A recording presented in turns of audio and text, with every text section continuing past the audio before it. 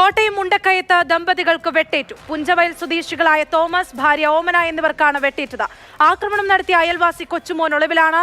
മുൻവൈരാഗ്യമാണ് ക്രൂരതയിലേക്ക് നയിച്ചതെന്നാണ് നിഗമനം.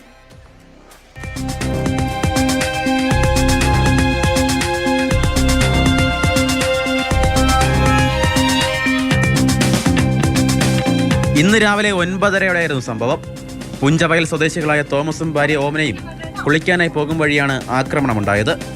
അയൽവാസിയായ പള്ളിത്തടത്തിൽ കൊച്ചുമോനാണ് ഇരുവരെയും ആക്രമിച്ചത്. നിലവിളി കേട്ട് ഓടിയെത്തിയ നാട്ടുകാരാണ് ഇവരെ ആശുപത്രിയിൽ എത്തിച്ചത്. ആദ്യം മുണ്ടക്കയത്ത് ഗവൺമെന്റ് ആശുപത്രിയിൽ പ്രവേശിപ്പിച്ച ഇരുവരെയും തുടർന്ന് കാഞ്ഞിരപ്പള്ളി ജനറൽ ആശുപത്രിയിലും പിന്നീട് കോട്ടയം മെഡിക്കൽ കോളേജിലും പ്രവേശിപ്പിച്ചു. തോമസിന്റെ തലയിലും ഓമനയുടെ മുഖത്തുമാണ് വെട്ടേറ്റിരിക്കുന്നത്. തോമസും ഓമനയും തനിച്ചാണ് നിലവിൽ വീട്ടിൽ താമസിക്കുന്നത്. അയൽവക്ക തർക്കമാണ് ആക്രമണത്തിൽ കലാശിച്ചതെന്നാണ് പോലീസിന്റെ നിഗമനം.